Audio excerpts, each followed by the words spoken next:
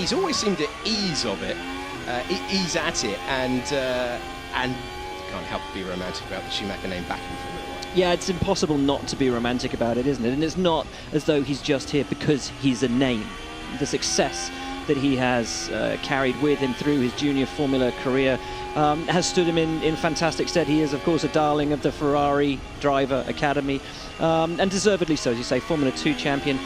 It took him a while to get up to speed, and this has seemingly been something that has carried similarity with all of his junior single-seater career moves from F4 to F3 to F2.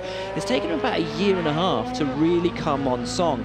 And I do wonder, well, that's a rake, isn't it? I do wonder, coming into Formula 1, if the speed of his development, of how long it took him to really come into his own in each of those formulas, will hold him back in Formula 1.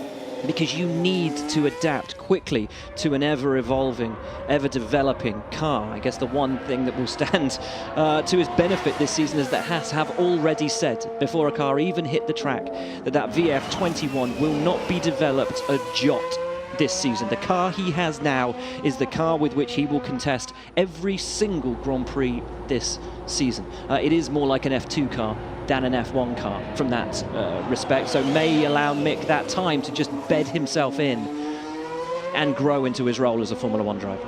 Yeah, I think it's a fair point to mention that he has always taken a stabilising learning year and then pushed on. Showed great mental strength, I thought, last year when he could have panicked himself out of championship contention. Yeah. Stayed cool, stayed calm, and consistency took him to that title.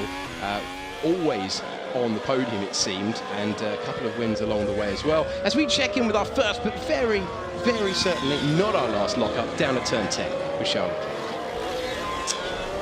And the side pod. Also what they've been doing to the floor. We're going to be talking later about Mercedes and the floor, which we saw for the first time this morning.